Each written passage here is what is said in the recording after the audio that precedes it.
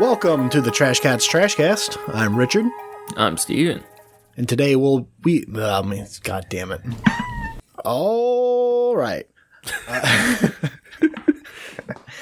Welcome to the Trash Cats Trashcast. I'm Richard. I'm Steven. And today why can't I do that? Today we will. Wool? Today will be. Wool? Did you get your nose clamps in? I did. Welcome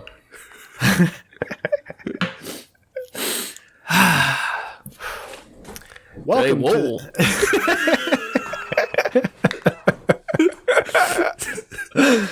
Oh, god damn it.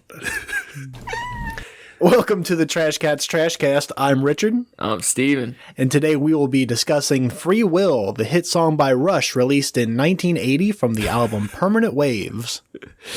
Actually, we're going to be discussing the entire philosophical concept of free will. Well, what the fuck am I going to do with all these notes now? I'm going to use my free will to choose to talk about Rush instead. But first... This is why we should do our research together. Yeah. We should probably plan some more shit out, huh? How was your week, Steven? Man, it's been okay. Just finished my old job, and then I finally got this big coding position that is like a real game changer. So fuck yeah, man. Starting Monday. I'm very apprehensive, but excited. It's my first like real job, so it could change a lot. So fingers crossed. Hell yeah. Yep. How about you, man? Well, I had a week. So there was an intruder in my home. We talked last time about how I just moved into this new house and I've been, working on, doing all this shit. Well, the other night, it was after we were actually playing Halo Online with a couple other people, and while we were playing, I saw some shadows kind of like in the reflection of the window. I could see them like it was like happening downstairs. And I thought, well, that's kind of fucking weird, but whatever. I didn't think much of it. Cause I went down, eventually I went over and I looked and I didn't see anyone down there. I didn't see anything. My cat was up here with me, and I went back over and I didn't see it again for a while. So I'm doing some more chores back and forth. And then I went to bed at the end of the night, and as I'm like laying down, like reaching over about to turn off the light, I see what looks like a hand kind of pop out and then pop back, in the hallway. Oh shit. And I'm like, oh fuck, there's a person in my home right now. That's a bad feeling. So I grab my 45 and I'm in my fucking, my underwear and I'm with a goddamn Colt 45 in my hand, and I'm coming around the corner. It's low down, and I don't have my finger on the trigger. I got good, control, but I'm, prepared fully for there to be a grown person on the other side of this wall. And I come swinging around the corner, and it's a fucking bat. And it's like, it's at the moment that I come around the corner, it's like swooping down at me and has its fucking, it's like trying to realizes I'm right there and like tries to back up and shit. So that scared the shit out of me because I was not expecting that. No. Dude, I'm not gonna bust a cap in a bat. My aim's not that good.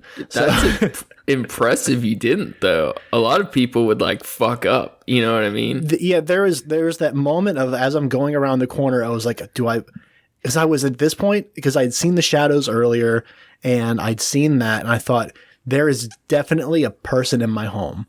There was that spark of shit's about to get real right now. Yeah. And I thought, as I'm going around the corner, I'm not going to shoot without looking. Yeah. So I didn't have my finger on the trigger. If I did and I had tensed up, it's a possibility I could have blown a hole in my wall, in my neighbor's wall, in their fridge. And that's responsible gun ownership. Yeah. So I opened a window and was able to, at least I thought he was out, but he was not. So I was able to get him out the next day. I used a blanket and kind of shoot him out the window. And but I found out where he got in at, and we just got that patched up. So there you go. So that's cool. That's a lot of fun. I named him Bruce. Hey, like Bruce Wayne. Friend of the show, fellow trash cat with wings. It's Batman. Dude, bats are wild, man. Like, they're cool, you know. Like, of course, in the moment he's flying around the house, like I'm like, oh shit, like what do I know about bats? Jack shit. So I'm thinking like, you know, I look up stuff and they're like, oh, like don't touch it. Like chances are it doesn't have rabies, but it, you know, they almost definitely carry some kind of mites or, you know, things that are like just as bad as bed bugs and shit like that. And it's like, oh, that's fucking way worse. Yeah. Well, so, and they still have like diseases and stuff. So I didn't want them to get my cat. You know, rabies is fucked up though. Once you get bit, there's no cure. There's like the cure. Treatments. They did a full marathon in the you know, it was a 5K on The Office to try to find the cure. It's a good fucking episode. But yeah, so that was fun. That was So you got to get a bat guy come next, huh? Yeah, well, you know, we talked to the you know, pest control people, and they're like, well, you know, because what I learned also while I was, you know, locked in my room while I'm waiting for this fucking bat to go out the window, I looked up, you know, like what to do, because I know I've heard like sounds in my walls and stuff, and it could be mice or something, but it's I think it's bats getting in. So I don't know if they have nests in there or what the fuck, but because they're a protected species or, you know, protected, you know, animals, you can't just exterminate them. They have to do an expulsion, which means they have to install like little doors that like will help, you know, let them get out of the house, and then, you know, you can, but they won't be able to get back in. Is it just this specific type of bat? No, I mean, maybe. Because there's all kinds of bats. I mean, like maybe. I'm not sure how many varieties there are in Michigan, but in Michigan, bats are protected. That's the way it was phrased.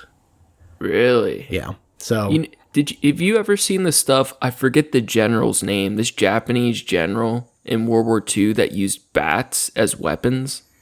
That's dope.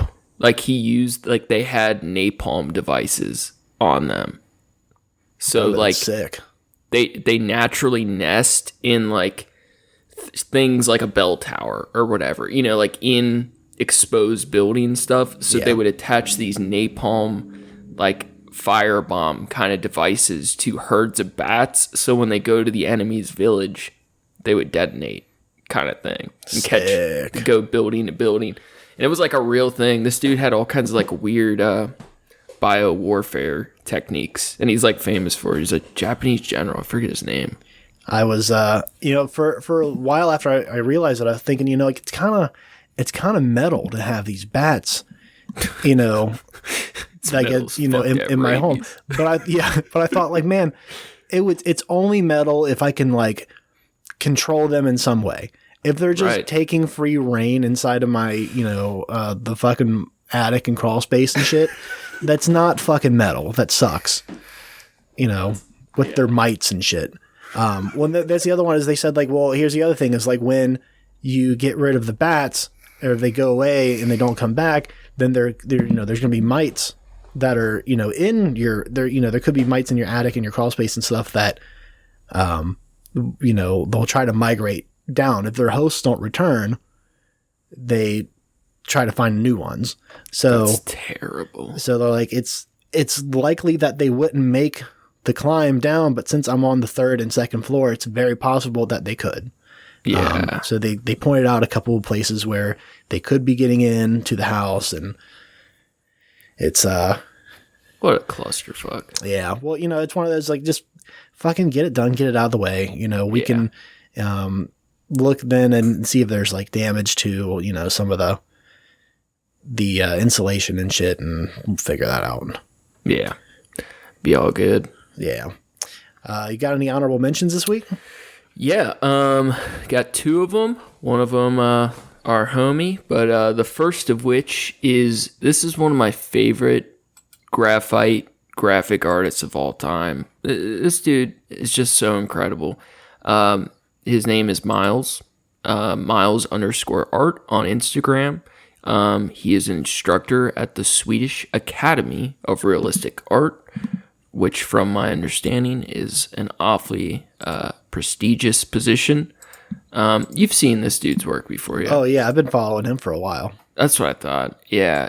Just so fucking incredible. I've seen people that do more like photorealistic work with graphite. Yeah. But his is like a combination of like nearly like perfect photorealism, but a very stylized, soft technique and like such beautiful concepts. Yeah. There's a fine line that he walks between fantasy art and like surrealism.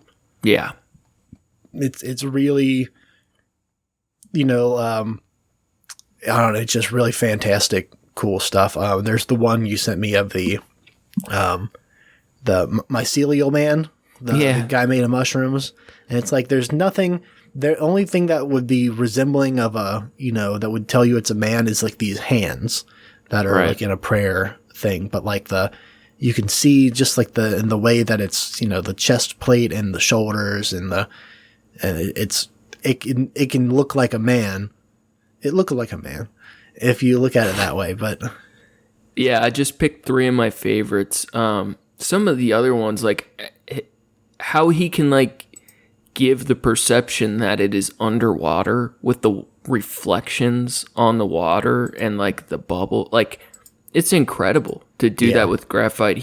His name's, what is it, Miles Johnston. He reminds me of the I Just Draw artist a little bit, where like they get such like great tones with graphite, such depth, and it's so soft. Like the piece where she's hugging the person that's turning into liquid in her arms is just gorgeous. Like I feel like some of like the drippy stuff, the more stylized aspects of his work are stuff like when I was drawing a lot, I would get more into that, but I would have so much trouble not letting the whole piece get muddy.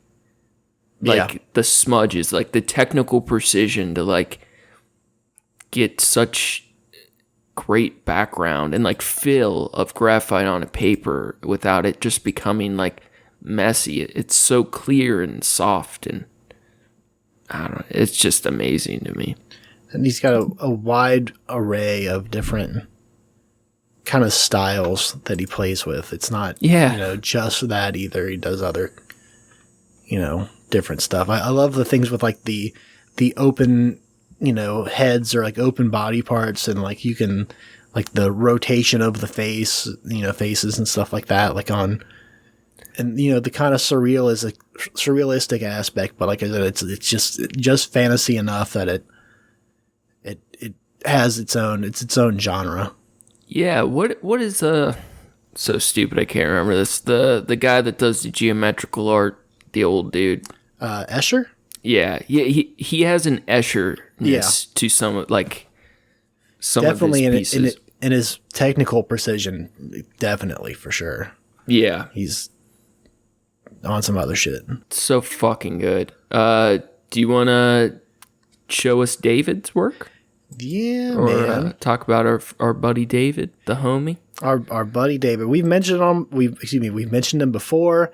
David's the homie from way back on fucking Beach Mountain, Wesego. He's David Blake Music on Instagram.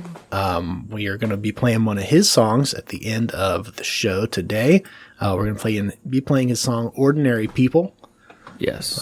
Shouts out to David. Love you, brother.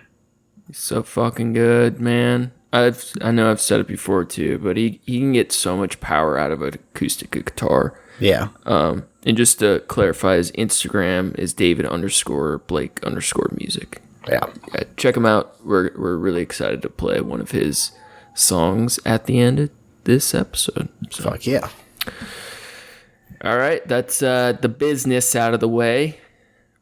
How do you feel about this one? I don't know. For me, we did a lot of research on this one, but I think this is one of the more intimidating topics. I agree. I mean, I've been listening to Rush for years, and I feel... Dude, there's no way I could make it through the whole episode of Rush. I'll get you hooked one of these days. We'll see. It's not all Spirit of Radio.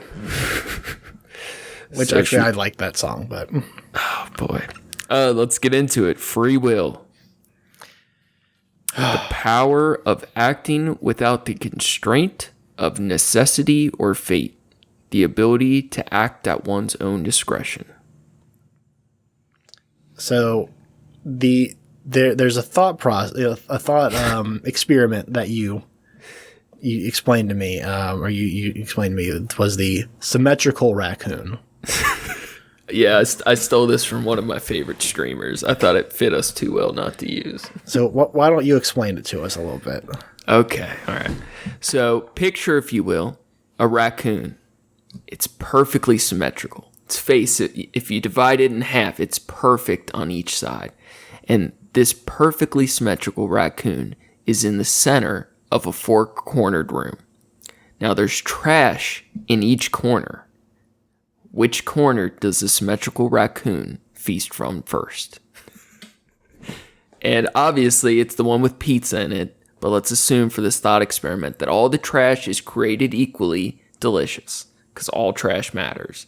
So all choices the same. The symmetrical raccoon has four corners to pick from. That is what free will is. Now, here's a thing that I thought of. I think I understand what the thought experiment is trying to make you think, and like it's facing a wall in a four-cornered room. But what I think is it's facing a corner in a four-cornered room, and it can still be symmetrical that way. Mm-hmm. What if it's a four-faced raccoon with four symmetrical faces pointed towards each corner, and it has to pick one corner? We will never know, because I'm going to be running away as quick as I can. But I like that as a way to illustrate the idea of like, if there's no resistance in any direction, and if all things were equal, you still have a choice. And this is, with free will, for me, it gets very confusing, because a lot of the people that I admire, their thought processes, don't believe in.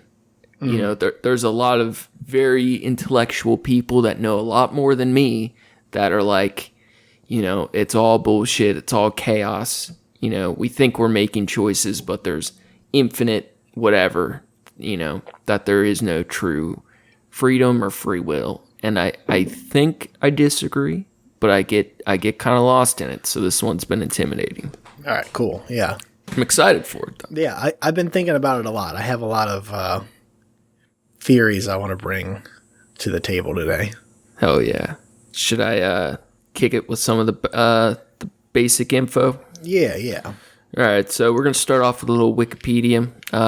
Free will is the capacity for agents to choose between different possible courses of action unimpeded. Free will is closely linked to the concepts of moral responsibility, praise, guilt, sin, and other judgments, which apply only to the actions that are freely chosen. It is also connected with the concepts of advice, persuasion, deliberation, and prohibition. Traditionally, only aspects that are freely willed are seen as deserving credit or blame. Whether free will exists, what it is, and the implications of whether it exists or not are some of the longest-running debates of philosophy and religion. Some conceive of free will as the right to act outside of external influences or wishes. So determinism suggests that only one course of events is possible, which is inconsistent with a libertarian model of free will, and libertarian free will is not at all related to the political party. Between these two beacons, there are many, many more ideas, which is usually described by their compatibility or lack thereof with libertarian free will. Libertarian in this sense meaning liberty, or it's free, like it's actual free will. Right. Compatibilist. Dude, I'm going to say that one wrong every time. Compatibilists. Yes. So That's to clarify real quick, determinism and compatibilist are two theories of free will, right? Yeah. Cool. So within that, compatibilists. There you go. I'm gonna get it. I'm gonna nail it. It looks like, it's too many eyes next to each other. I read compatilizard. Compatilizard. That's what my brain's getting. Compatilizards hold that free will is compatible with determinism.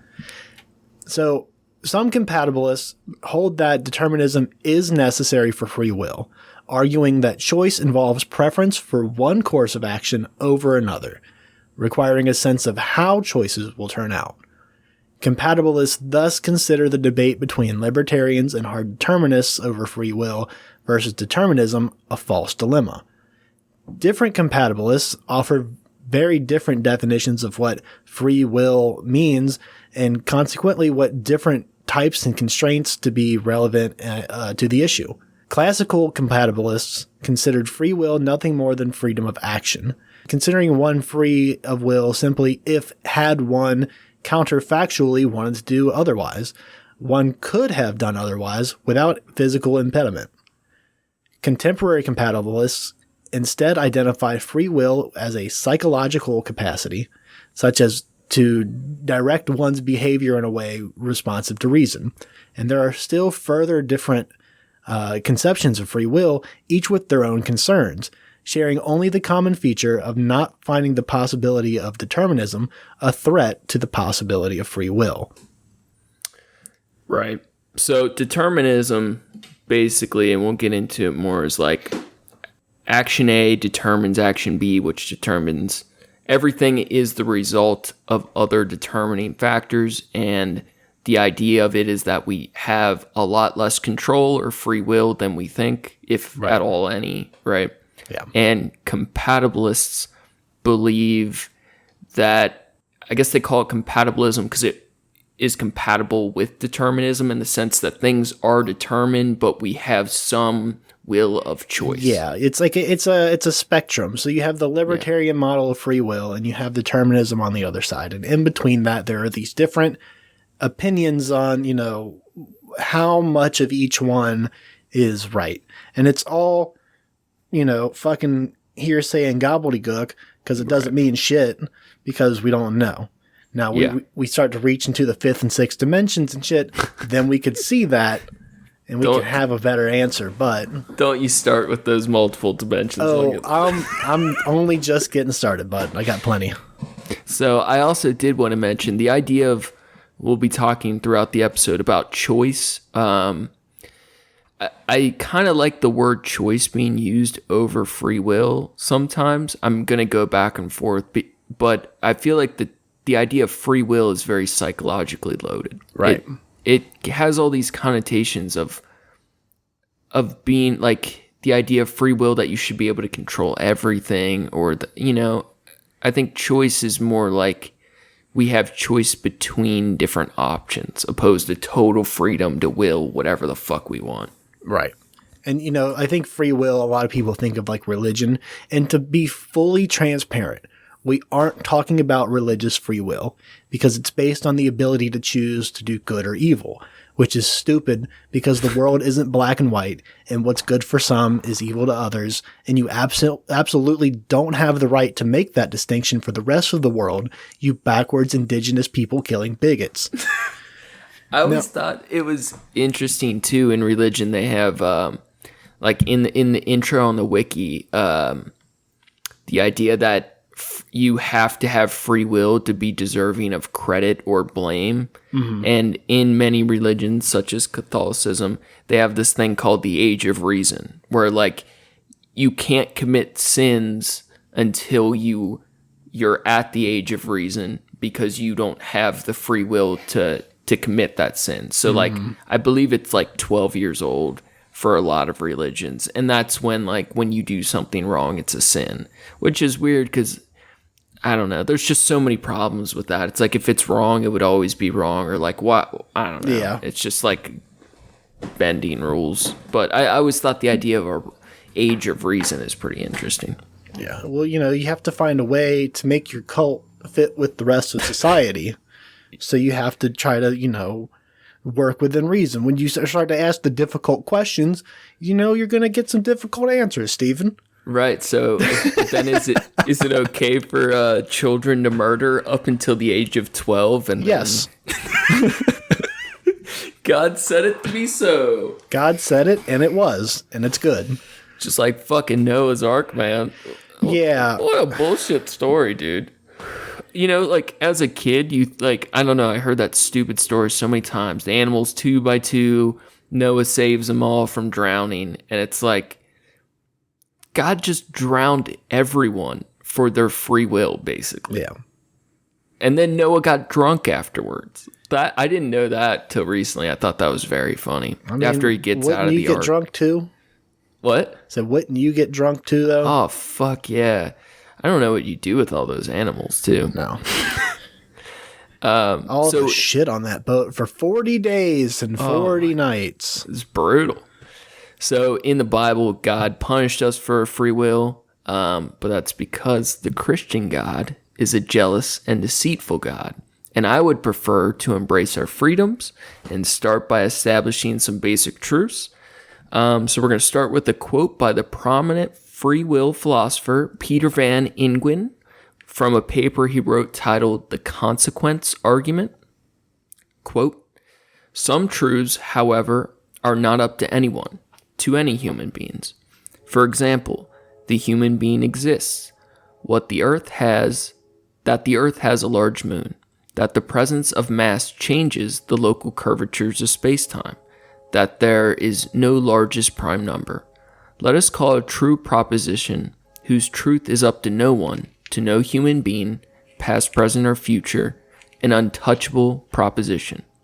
We shall sometimes find it convenient to say that it is an untouchable fact, that or an untouchable truth." I like that a lot. I do too. So these untouchable facts are truths and evidence of things that are outside of our direct control and free will. These are the laws of nature, if you will. These are the things that are true every time, no matter what. You cannot. This is not an argument. This is a damn it, the word I'm looking for. The facts of our reality. It's an anchor point that's like, we can start from this and then build from that. Because it's so easy to get lost in the rest of it. So these untouchable facts, these basic truths, they're the internal or external constraints to our freedom. There's so many impossibilities of our existence, like the laws of physics. Right. So, like, for example, if you're standing on a tall building, if you choose to jump off the building, that's an internal cause because you chose to do it. But if the building collapsed, that's an external cause. Yeah, there's a major difference in will of it being an internal choice or an external cause. Right. It's hard to argue free will if you get hit by a stray bullet. Right. That's one of the ones, like, the things of chance or things that are completely outside of our control. That's where it gets kind of confusing for me. Was that bullet predetermined? Was your destiny to have no control over the way you die? To me, that is like concerning. That upsets me. Right. And I don't see how, I don't know, where the idea of determinism comes into play with that. Mm-hmm. The chain of events or causations which determine the next event of our actions, it's confusing to me where our free will comes and goes. Now, here's how I picture free will. And this is something I kind of pieced together in my head over the last week or so we've been talking about this. So when you picture a timeline, just like a picture, like, you know, when they make like timelines and like of like movies or stuff like that, you have a line, and then you have points where it breaks off. Like, you know, you have alternate, you know, universes or whatever the fuck else, you know, they have, different, you know, side stories and stuff that aren't canonical or whatever. Sure. But when they draw it, or when they, you know, show it, they illustrate it, they always show that the breakaway from the main line starts at the main line. But what you have to consider is that the entire idea of dimensions within, or of timelines within the sixth dimension, is that they all start with the same cause. They all have the same beginning. So like they all have the Big Bang and, you know, the fucking, you know, universe expanding and the fucking dinosaurs and shit. And then we came to be. That's how they all, you know, or at least the Big Bang, they all started that way. That's all within the sixth dimension. So if you look at it, not that the sideline or the alternate universe thing started at the main line and then a shift was made, it was, that line had always been existing, and that's just where it crossed over. So what happened in that point is where it crossed over is where, you know, it could be where you made a change or you made a choice. So you decided you're going to have oatmeal that day instead of eggs in the morning. Mm-hmm. And then you go on and you have a day, you have a good day, and some friends invite you out to go to, you know, lunch or something, and you say, nah, I'm good. I'm still full from breakfast, whatever. And then you don't go to breakfast with them, and then their car gets hit by a train or some crazy shit, you know, right. Whatever. It could be meaningless, nothing, but that sets a separate timeline. But up until that point, these two timelines were the same. They just crossed at this point. So the other timeline is where you said, you know, I don't feel like having oatmeal today. I'm going to have eggs.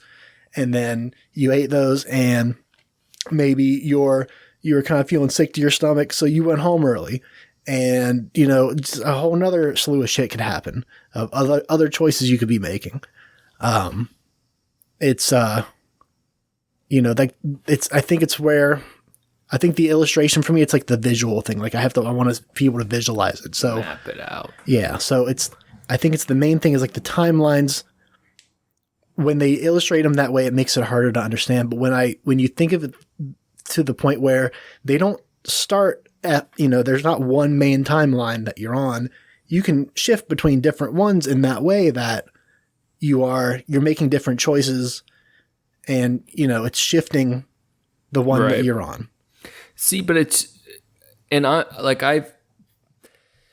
I don't know if I fully believe in all of free will, but it's what I choose to believe, right, because I want to be in control. Because life is short and it doesn't make a difference. Yeah, exactly. Yeah. Exactly. But what I get confused on is the random acts of chance that, like getting hit by a random bullet, like that would undermine all belief in free will. You know what I mean? Like right. Something that far out of our control.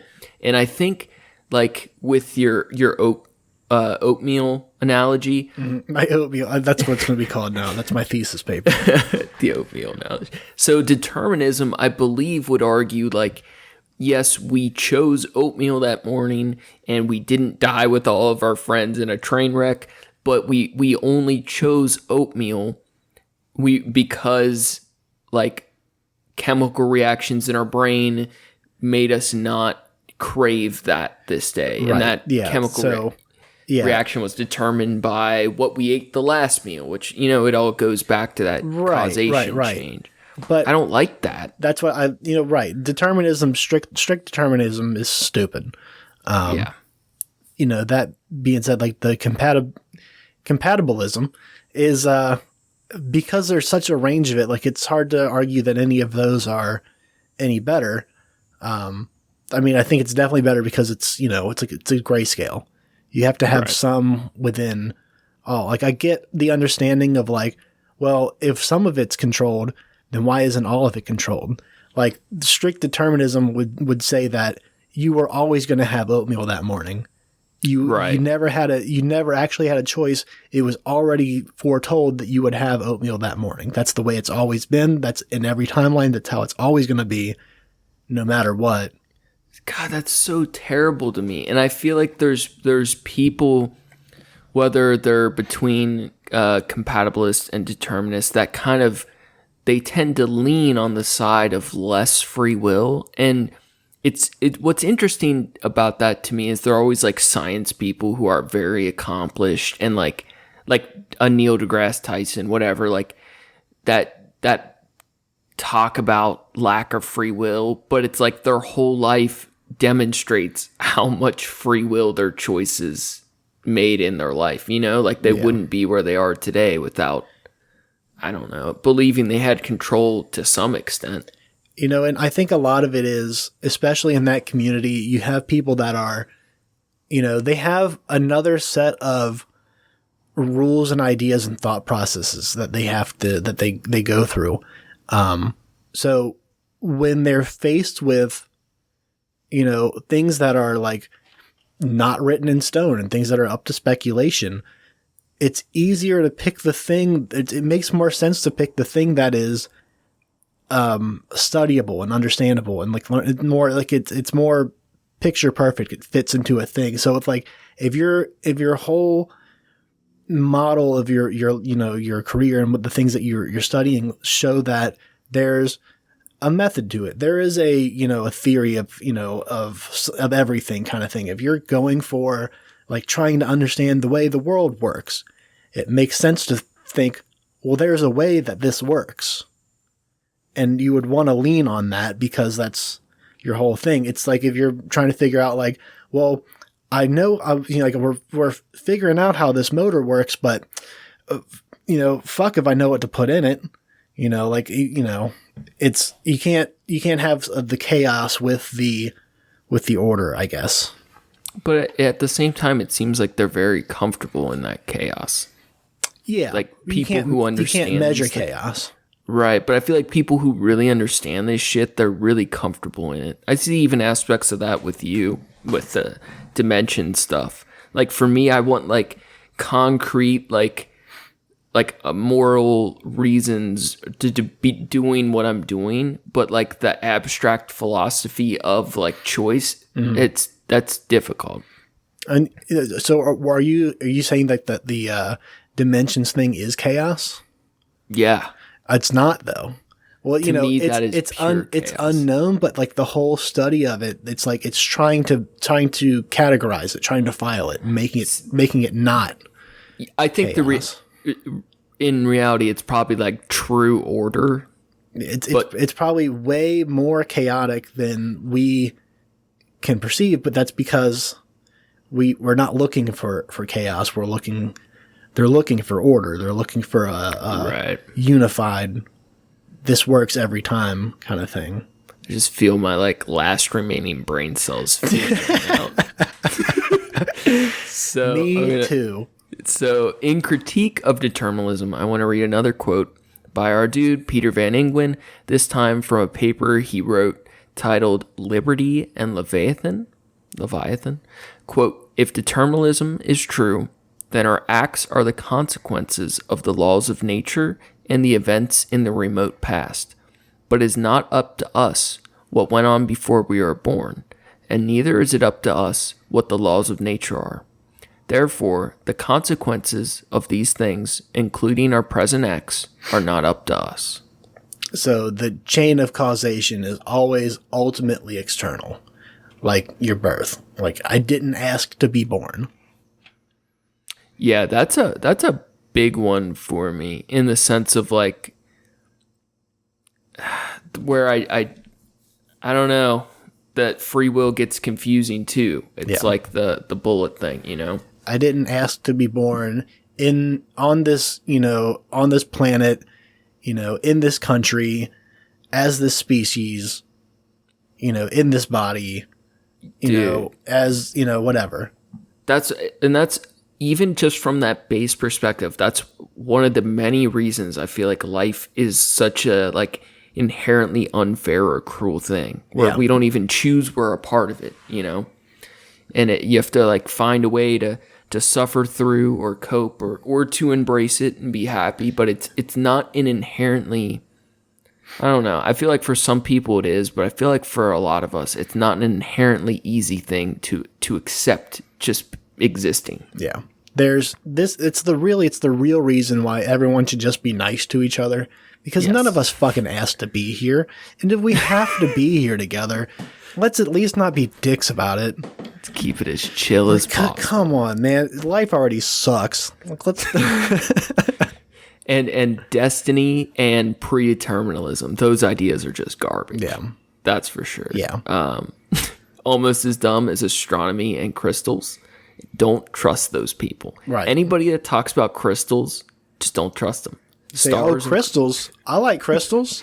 I like crystals too, but I'm not trusting them to make my free will life decisions. I smoked crystals last week. Do you smoke meth? Is that what people do? That's what I do. Most of the time, it's snorting. It's good too, but it just God damn it, Steven. But anyway, here's a couple people who we think had interesting thoughts on free will, and we're going to kick it off with Crowley. He's got good ideas on free will. The one and only. We go from Rush to Ozzy Osbourne. Here we are. So a lot of people think Aleister Crowley, dubbed the most evil man on earth, was a piece of shit because of his drug-fueled sexual deviantism. But there's a lot of better reasons to think Crowley was a magical piece of shit. Yes. I mean, aside from all his bullshit, Crowley had a lot of interesting ideas that affected a lot of people in their perspective of free will. Yeah, like, it sucks that he got so much hate just for the drugs and sex stuff, because he really was a terrible fucking person. Yeah, I was like, if anything, cool ideas. Some of that was like, that was like the chiller part of him. Right. Like heroin and big orgies? Yeah. That's awesome. Yeah. So, Crowley created Thelema, which is an esoteric and occult social or spiritual philosophy and religious movement developed in the early 1900s. Crowley was an English writer, mystic, and ceremonial magician. Can you imagine calling yourself a magician? No. No matter how into like black magic you were. They're not magic tricks. They're illusions.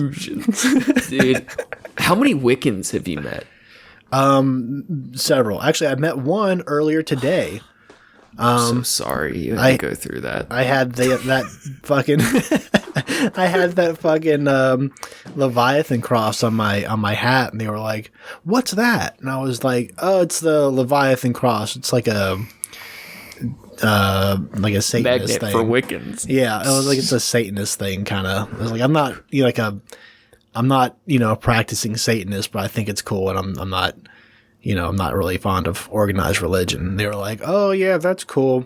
I really like the aesthetic of Satanism. They have a lot of cool imagery, and I was like, "Yeah, that's true." That's cool shit. They're like, "Man, I wish more religions would bring back the old stuff. The hoods and the robes and stuff." I was like, "Yeah, let's bring back some old cult stuff. I'm down." And they said if I wasn't so into my own religion, I would be into that. And I didn't want to go on any further, but I realized they had the crystals on and the stuff, and I was like, "Oh, I don't want to hear this." It's like, you're the dumbest person I've ran into. Actually, probably wasn't true. That's probably there's a lot of dumb people. Dude, but think to be into Wiccan shit and not know what Satanism is, or to embrace, like, how can you embrace Wiccanism as a religion? I don't think that makes sense, but you're anti other religion is crazy. Well, I was the one that said I was anti other religion. I know, but I don't know. Wiccans are the most annoying. They did make it seem like they knew about Satanism. They just didn't know what that cross was. See, that is mind-boggling. I don't get it. Wiccans are the worst. So I don't know if they're the worst. They're the worst, bro. They're the worst. I will never trust a Wiccan. They don't have churches full of buried indigenous kids. See, here's the thing. Is they would if they had power. Wiccans could be our biggest listener base, and I'm probably screwing us over. But I don't trust Wiccans. It makes it. I could trust a Catholic more than a Wiccan. I hate Catholics. I want to burn them all. I mean, also, yes, but... It's just so hippy-dippy, like, still religious bullshit that I appreciate, like, traditional bullshit more than, like, hippie bullshit. Maybe it's because I feel like their whole cause to action is much chiller than the Catholic shit or any other religion shit. Like even Satanism is kind of fucking buck, but yeah, like can you imagine being friends with like a Satanist that like actually was a member of the church though? No. That's what I mean. That's how I feel about Wiccans. That's on the same level as being friends with someone that's like, oh, I'm a vampire.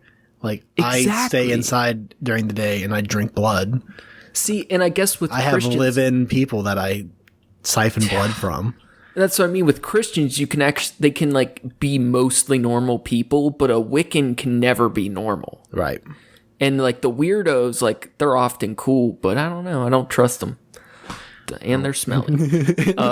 Yeah, that's true too. The word thelema, back to Crowley, is an English transition of the Greek word. I lost it. Oh, it's written in Greek. That's why you can't pronounce it. But it's the Greek word for will, to will, wish, want, or purpose. Crowley wrote.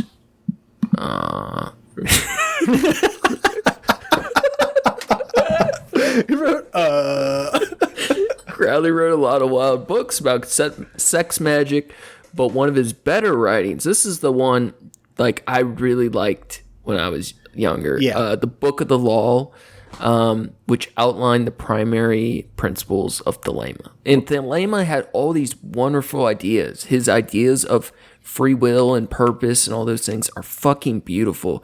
But everything he did in his personal life just ruined. It's the same shit with Satanism, where LaVey's a piece of shit.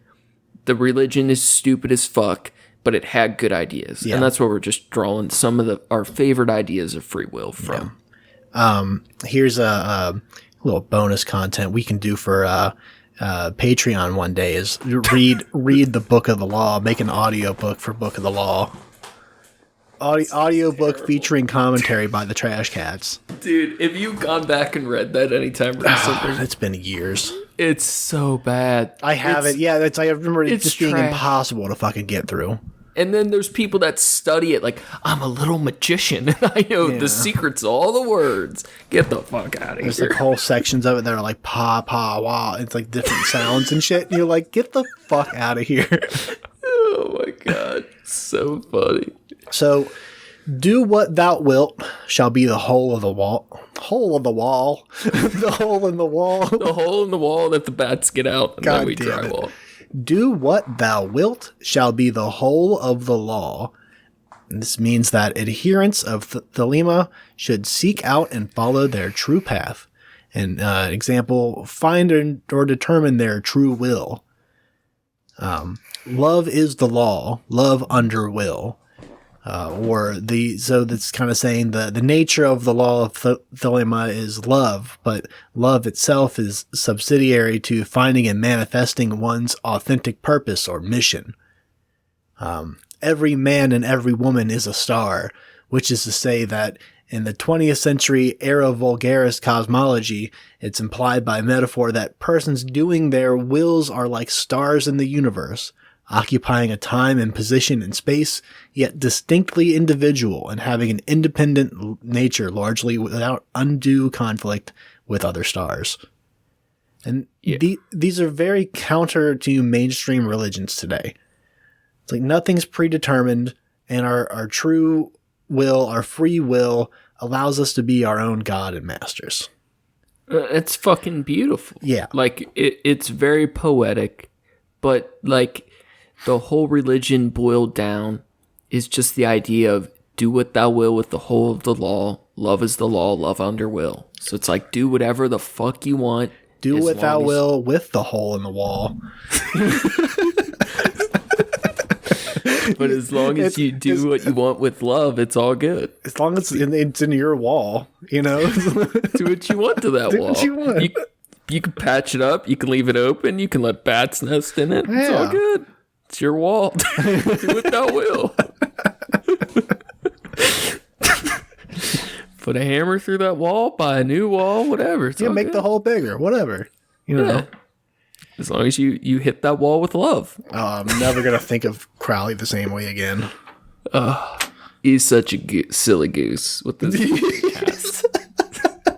Crowley, the most evil silly goose on earth. There are so many people that are so much more evil than he was. Dude, I know. He was just fucked.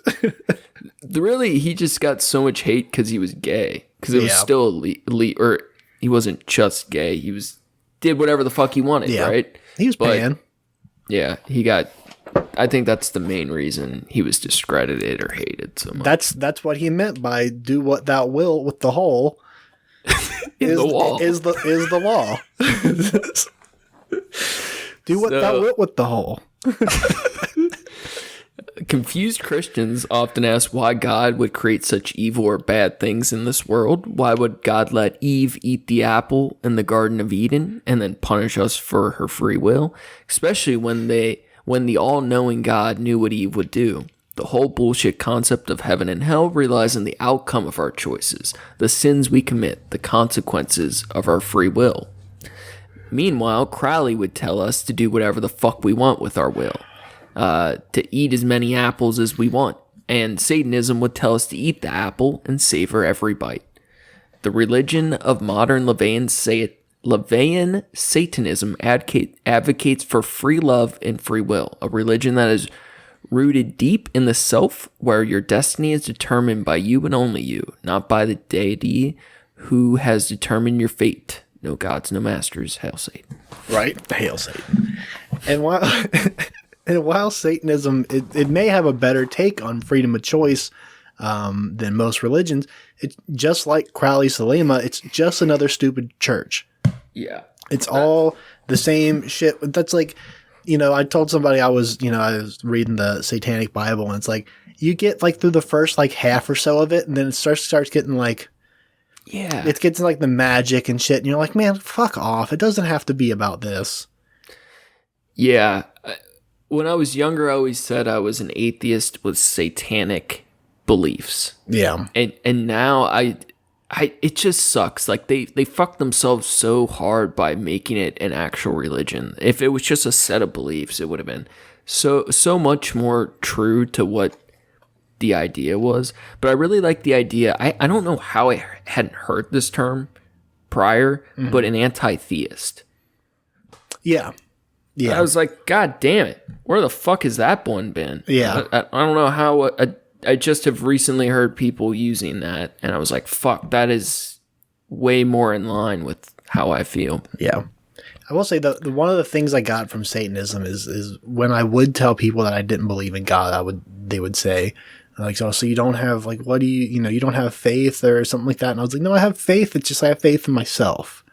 Yes. I have faith in the people that I care about and the people, the things that, that I see, that I keep around me. That's what I keep my faith in.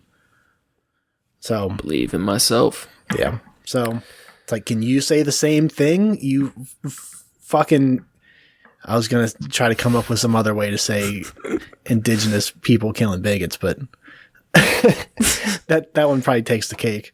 So Nietzsche's his views is one of my favorite, but what's weird about Nietzsche is he constantly contradicts his own views. So I really like some of his ideas on free will, but then he'll later contradict himself a lot. Hey, man, that's his choice. Exactly, and that's exactly what his writing is about. Is like overcoming yourself, changing your ideas, whatever. So he thinks of will as he generally considers it to be a mental power. Freedom of will could then be interpreted as power of will. Will has power over actions, over many things. Therefore, things are determined by will.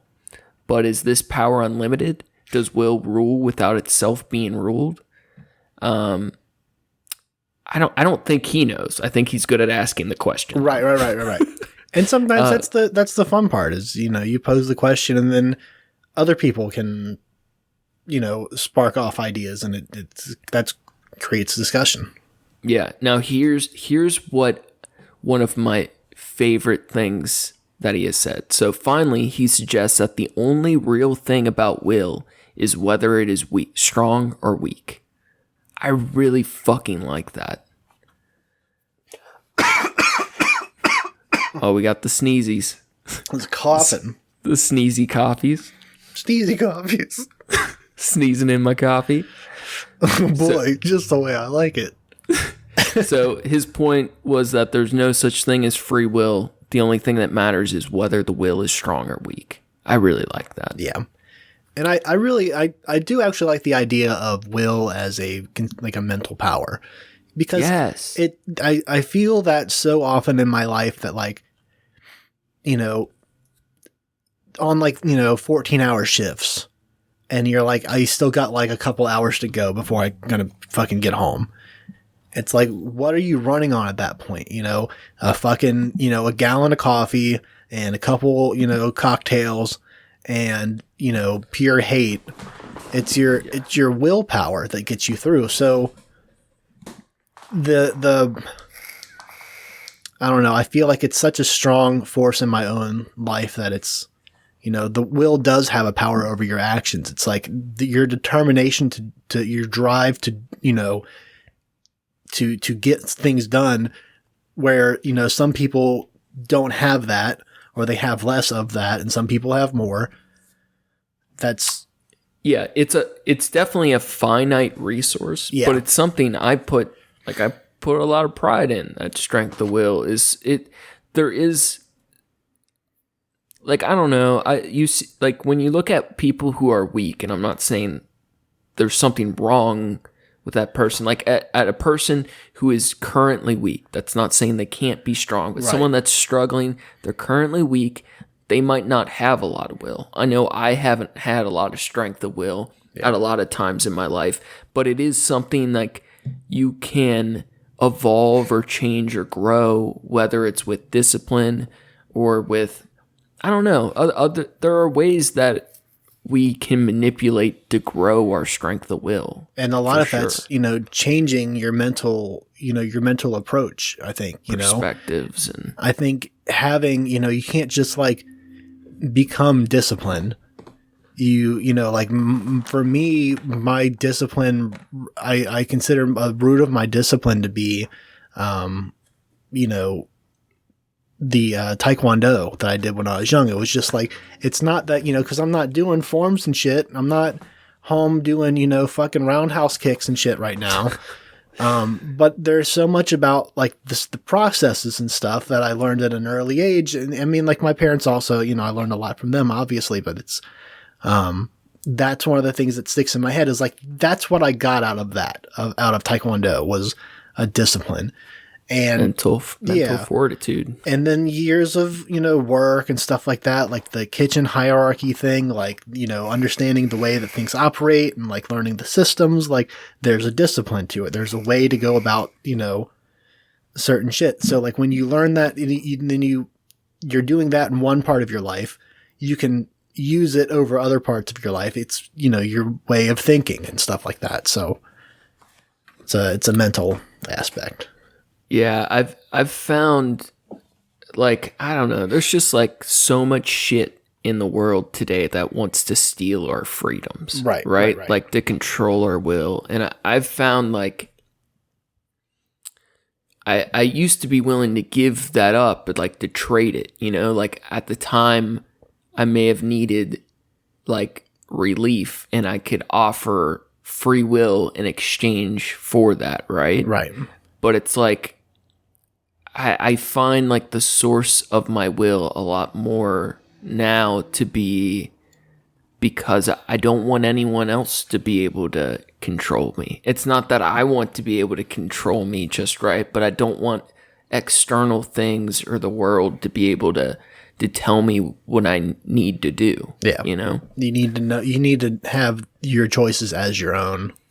Yeah. Yeah. Like I always used to call money fun tickets because that's the only good it had to me. But it's like I value money now, even though I hate the idea of it. I value money now because I see it as security. I see it as freedom from someone telling me to get the fuck out or, you know, be on the streets or whatever. Yeah. Like it's, and those, you find ways to like trick yourself into having more will.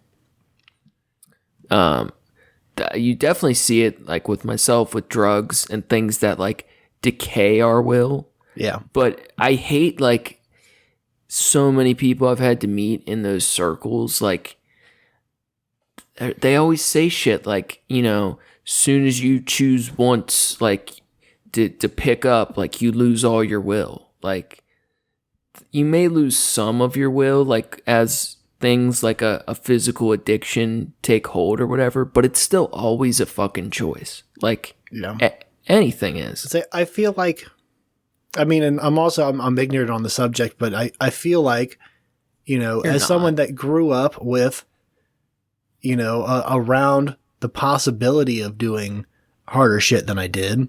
Yeah. I feel like most people, when they're faced with that of like, do you want to try fucking heroin?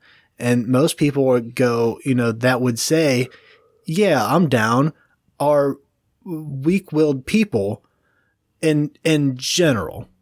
That's a general, like, as a heroin addict, that is a generally true thing. Okay. Yeah. That is, I mean, it's shitty. And I'm not saying you know, that person is forever weak-willed. Like you're saying, like you can change that. But some people have less of an ability to control that than you do.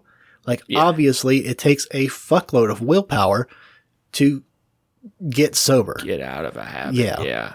Any habit. I mean, cigarettes alone. I mean, you know, so it's that kind of, I don't know. I feel like that's at least the way I saw it. Cause it's like, when I grew up, I was like, I never understood, you know, there's never a good story that starts off with. So I was doing heroin. I mean, I've had a couple. Okay, there's funny stories, but like long-term stories of someone's life. Like, and this is when they started doing heroin. And it's like, oh, that's when it turned downhill. Yeah. It's weird though. I think of my own story, and it may just be a trick I play on myself. I think of my own story as an exception only in the sense like I really don't think I would have stayed around this long unless I got into drugs as deep as I did. But it's not like the drugs went good places, right? You know, they're like temporary solutions. But like it's a detour. Yeah, exactly. It got you past the burning wreckage that could have been. Yeah. You went through some burning wreckage, and then you went, you know, like, oh, you got a phone call that there might be some shit up ahead. You don't know. Yeah, I'll get back on the road. Yeah, I'll get back on the road for a little while. We'll see what's at the next rest stop. Maybe there's a McDonald's 2 exits up. Maybe someone's got some drugs at the next rest stop. Go to the bathroom. There's a hole in the wall. There's a hole in the wall. What's that for? Only one way to find out. So, despite any influence, be it drugs, religion, politics, freedom of the mind and thought are always in our control. Even if it's to different degrees, I hate the idea of pure strict determinism or like the lack of responsibility that we just have no control or will in the world. I hate that. Yeah. I've always liked the idea that even in bondage, we can be free. Like, no matter how bad shit is, you could be fucking in prison and you still could be free. And that it's all fucking in our heads. Like the guy from A Way Out. when you're in jail and you walk by and he's meditating. Oh man, that was such a fun game. It was a fun ass game. Yeah. It's, it's maybe possible that true free will is it's a fallacy. It's all about just the degrees of freedom, because it's the grayscale. Yeah. Dude, it makes me think of, whenever I think free will, I think of Scarface. Just the world is mine. That shit. I feel like that movie changed so many people's will. Oh yeah. In the world. God, man, that shit, that imagery is fucking powerful, man. Anytime I see the world is mine, I'm like, yep, I'm taking over. I'm gonna do some crazy shit. It's all, you feel empowered. I fucking love that. Oftentimes when smart people debate free will or determinism, they speak so absolutely in bold, definitive statements. And I think we're kind of getting to the point that in us speaking about it, that there's a lot more degrees. I don't think there's as simple answers, and that the reality of free will is much more subtle. Yeah. We always have a choice, even if it's small. And when our bodies are ridden useless, we still have our minds, vice versa. Yeah. I've always liked I know I've mentioned it before. My dad would always say, if your mind's tired, use your body. If your body's tired, use your mind. Mm-hmm. And for some reason, that's been one of the most helpful pieces of advice. I think it's the same thing with freedom. If your body is wrecked, you still have some freedom of mind. If your mind's destroyed, you have some freedom of body. It might and you can be shitty, but yeah, you can use that in micro situations. You're moving, from one house to another, and your body is tired, so you have to stop. Use your telekinetic power. Yeah, you stop and use your fucking telekinesis to move that fridge. X-Men that shit over the house. You call Charles goddamn Xavier, and you have his ass come over and do it for you. No, it's simple. You when your body's weak, you use your mind. So you stop and you think well, how can I do this smarter? Think, work smarter, not harder, kind of shit. Yeah.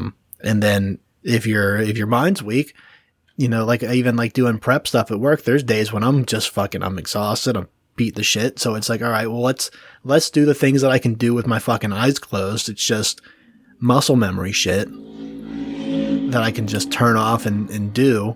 Just get into that body flow. Yeah. Just get moving. Yeah. You're still being productive. You're still, getting things done that aren't going to continue to weigh you down. Yeah. I like that. When it gets a lot more confusing for me is when you have freedom of neither mind or body. And that's where I feel like I have contradicted myself a lot in this already, but I feel like we're kind of trying to explore both sides of the argument. Yeah. Well, I'm trying to figure it out as we go a little bit. But I was going to say, I feel like, we are going into this, I think, with both of us with the idea that it's all kind of garbage, and there is no solid answer, at least not yet. So yeah, it's fair to, look at it like it's a nebulous thing. It's not a solid line. Yeah, I don't know how much. I feel like the reality is I make my art feel important. I make I've made that to be very important. I'm just trying to explore this. It gives me meaning, right? Right. And it's I don't think it's important to other people, but it feels vastly important to me, and I put energy and time into it, and it's what I'm choosing to do, even though I realize in the grand scheme it's meaningless, right? It maybe has a limited effect on a small number of people, but in 20 years, even 100 years, whatever, it's nothing. The world is so big, the universe is infinite, it's nothing. But it's I'm going to choose to put my will into that and make it important, because the world's mine and it's what I'm choosing to make important. Right. Without that delusion of some sort, it's what's the fucking point? I have to believe there's there's always a choice, no matter how small or inconsequential, or this was all just a waste of fucking time. Yeah. I think the important part that I get out of that is that you place importance on it without placing grandeur on it.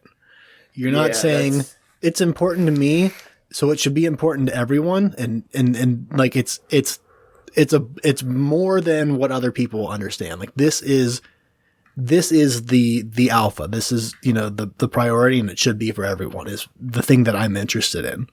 Yeah. Where other people, we were talking about when smart people debate about, they speak in absolute terms, and I don't get it, dude. It's stupid. I watch so many videos trying to understand this topic at least a little bit, and there's so many philosophers and like just commentators and people like I respect, and then I listen to them speak about free will, and I feel like they have no fucking idea of what they're talking about, even though they can say all the words right. Right. And not stumble over just because they did their book reading, their book learning. Yeah, man. To me, it's confusing when I hear them speak so assured of themselves. There's a quote. I don't know who the fuck said it. When I was younger, I used to save shit that had atheist quotes on it because I was a fucktard. But edgy. Real edgy. But one of them, I still like this one a lot.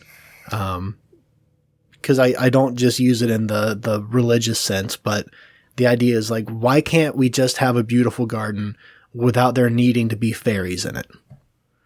I like that. And the idea is just like, why can't you just have a thing that is beautiful and exists, and it doesn't have to be more than that. There doesn't have to be this extra shit behind it that makes it, even more fantastic. It's like it's beauty for the sake of beauty. Yeah, it's like just have a thing that you appreciate and can understand and be comfortable in it.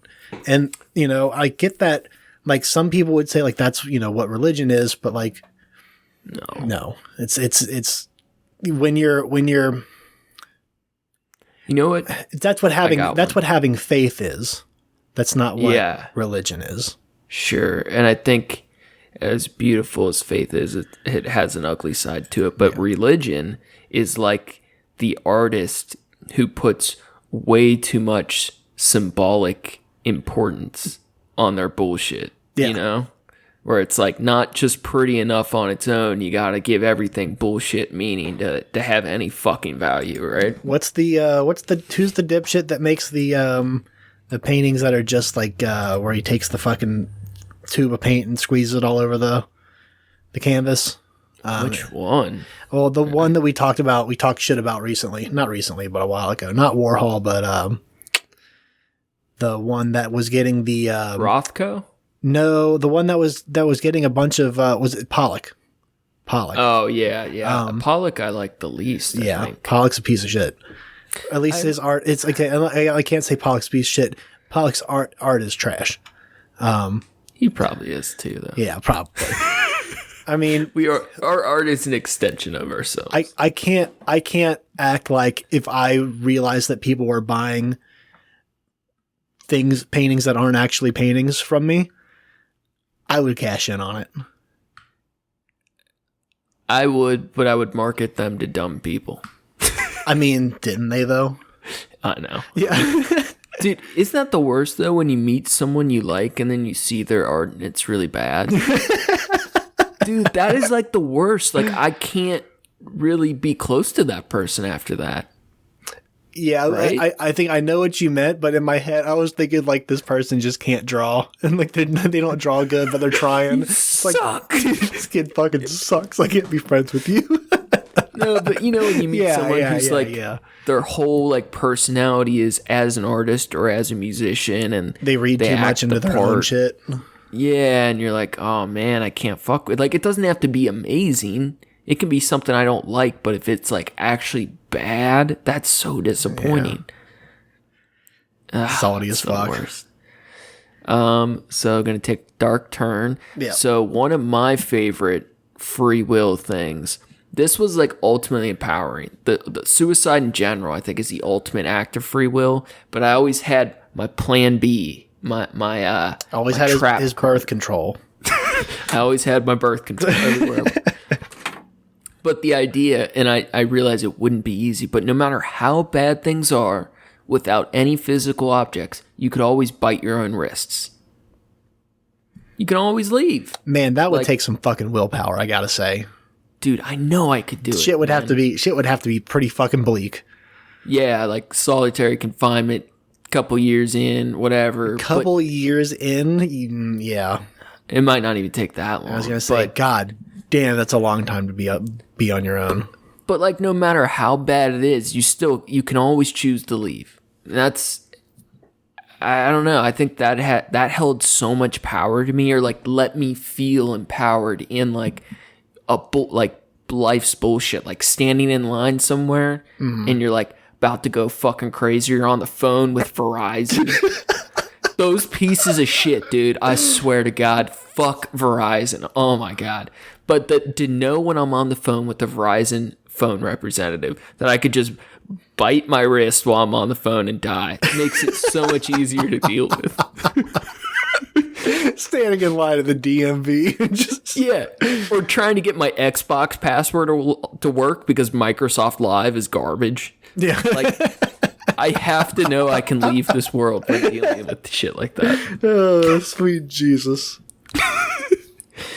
But when you forgot to set your appointment at the Secretary of State, so you're standing in line for an hour and a half, and there's still 5 people ahead of you. It's the worst. God damn. All right, now I'm going to kind of argue a little bit in contradiction to free will. So maybe not. We'll see.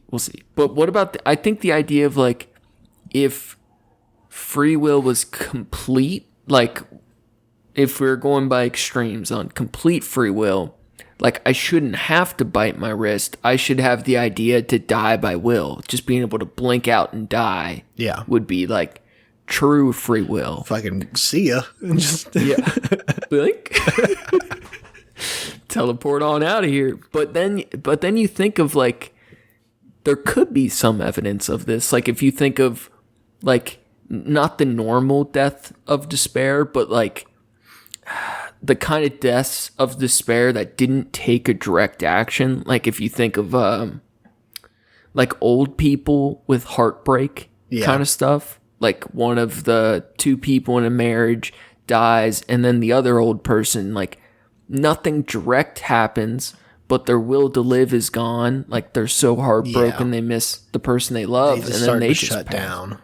Yeah, there's something to like, maybe we don't have that direct control of will in our life, but our will fucking matters. Like we can't shut down without it. Yeah. I think that's like the most romantic shit ever, though. And I guess that's the other thing is like, do you think that's a lack of will at that point? Or do you think it is the will to leave? Yeah. Oh, fuck, bro. That's not an easy one. It's not an easy one. I think it's one of those you can't know until you feel it. And then to me, I mean, we've all felt heartbreak at some point, or grief. So at the end of this episode, we're going to talk about one of my favorite philosopher dudes, and he wrote something similar to this dilemma, and I think it's the will to keep going. I don't think I think for some people it can be the will to leave, but I think for most people it's the will to keep going. So would you say that in the situations like heartbreak, if it has anything to do with will, then at that point it's a lack of said will? Yeah. That's fair. I think so. I think that's, either way is a fair way to look at it, because if you said, especially if you're thinking of will, the will to, if your will is referring to the will to survive. Right. Then, yeah, that. My girlfriend's cat, she, about once a day, she finds one of her toy mice, and then she gets really proud, like that she found it. And she's like, meow. fucking parades around the house with it and shit. Fuck yeah. Yeah. She's in the other room chirping. Yeah. She'll do it for like 10 minutes. I'm like, oh, fuck. So here's the interesting one. For me, this is where, like, I think I was most challenged with free will. Like, stray bullet, whatever. I see how that's kind of deterministic. But what about, like, coma shit? Like, if you're in a coma, you can't have free will, right? Or like you have no control of your mind or body. There's like no room for free will, but you're stuck living. Like that's the fucking most evil shit. You know, what we were talking about, the ultimate, like the extremism with free will, like if you had free will, you know, beyond the physical, you know, laws, you could, you know, fucking jump to the goddamn moon and back, you know, if you wanted to. So, and like something to think that, like, if you're in a coma, if you're in a dream, you know, I guess I don't know enough about comas, but like, do you experience REM cycles when you're in a coma, or is your brain shut down past that? I think they say you have like no sign of life if you're making no brain waves. Like if you still have any brain waves going, they have like hope or sign you're gonna come back. But when it's like super low, I don't know. Then they consider you brain dead at a certain extent. Yeah, it's being in a coma isn't the same as being brain dead, though, is it? No, it's not. Sorry, let me yell at this cat. Yeah, go yell at that cat. Yeah. Tell her to calm her ass down. We know you didn't find that shit. Give me that mouse. Be right back. Kiki. Chill out. I see. There's a whole mice war going on out there. Oh boy. The Great Price Hill Mice War. The Great Price Hill Mice War. Dude, this job means I might be able to move out of the hood. Fuck yeah, man. That'd be cool, right? I don't know where I'm going to go. Get away from the farm? Get away from all these pigs and turkeys and shit in the middle of the city. Damn. Oh, God. So, all right. Is free will real or bullshit? Go. It's real? I want to say it's real. Is it when we say is it real? Are we saying we believe it's real or that we think it is a real I'm a thing? compatibilist. Oh, I see. That's the way to go. Yeah, I mean, degrees of freedom. You know, obviously, I don't think that. You just like your timelines. I do like my timelines would say that I should be right. determinist. Shit, but to say that my timelines say I have rights. Timeline rights too. I feel like there are too many variables that I don't know. I feel like if anything I feel more compelled with the people that the compatibilists that say like even like getting worked up about this shit, it's fucking pointless because the free will, what we experience, like the things that are on our level of existence is free will. Above that, could there be a system of data and timelines and shit and different dimensions that we don't have any control over or, have any frame of reference to? Sure, that could be a thing. Like the DMT elves working in the clockwork in the background. Yeah. But at this point, it's as wild as saying that. It's not saying as wild, but it's close to being as wild as saying like, well, God willed it to be. God made it so. I still think that string theory is more, has more credibility than God, more credibility than the religions that we speak of on this planet. Definitely. So, what do you think? Dude, part of me really I think feels like free will is bullshit and it doesn't matter, but I feel like neither of us would live the way we do or believe the things we do or even have like the will to like make a stupid fucking podcast unless we felt like we really could control our fate, our destiny to some extent. But I think in the end, like the coma problems, the stray bullet shit, like I do think more of it is out of our control than is in. But the small choices we do have, I feel like matter. Yeah. You know, like you said, if we didn't feel like we could control our fate, and I feel like that's not the way I look at it ever. Is, it's like, you think whatever's going to happen is... No, it's not that. Because I don't think of it like as when I make decisions, whether they're beneficial to me or not, that I'm thinking like I'm controlling, my fate. I'm controlling, something, the outcome kind of thing.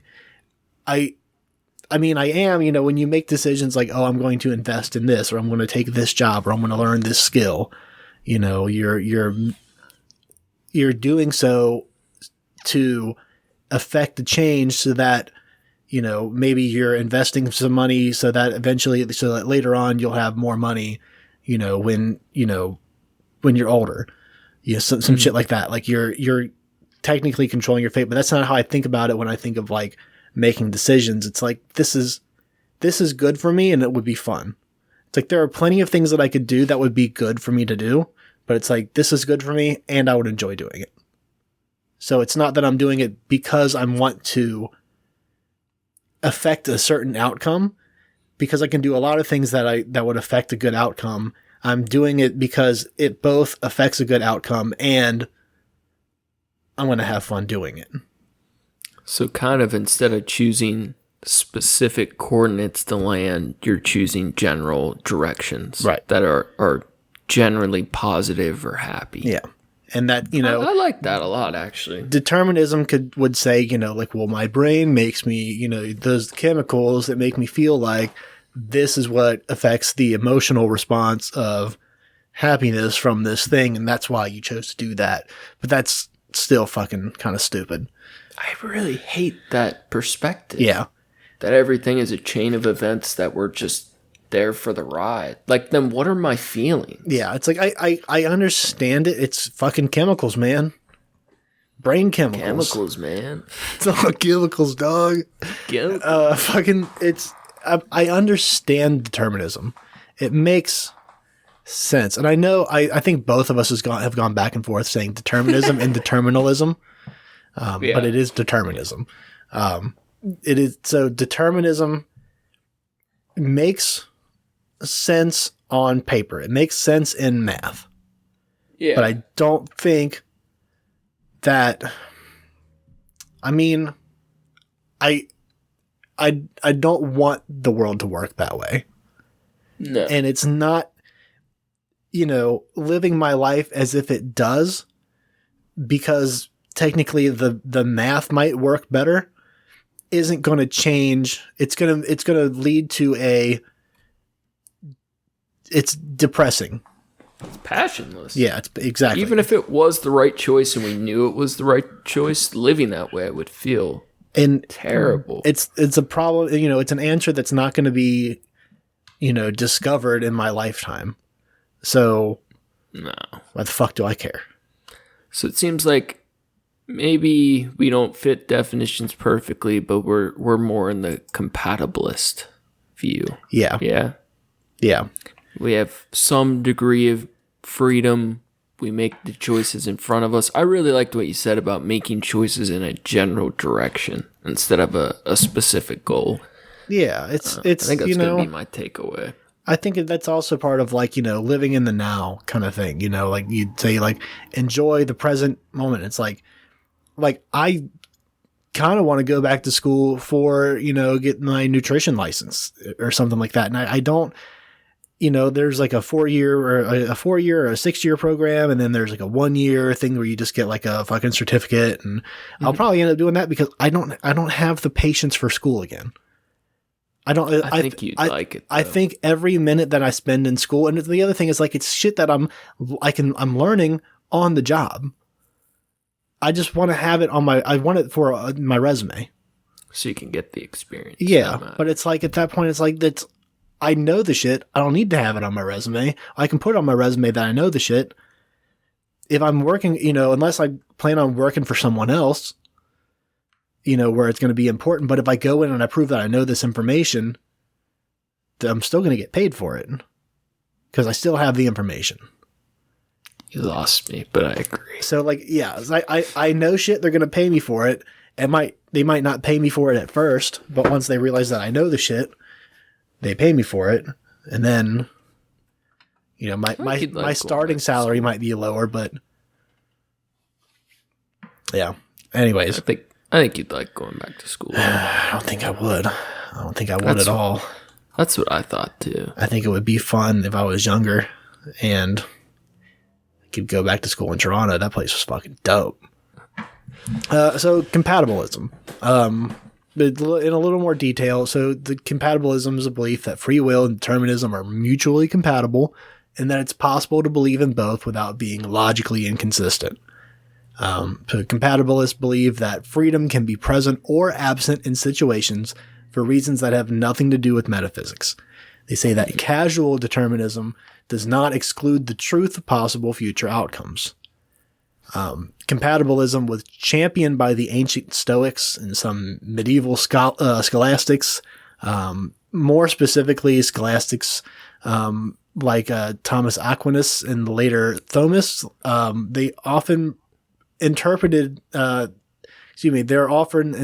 holding that the human action can be free, even though the agent in some strong sense could not do otherwise than he did.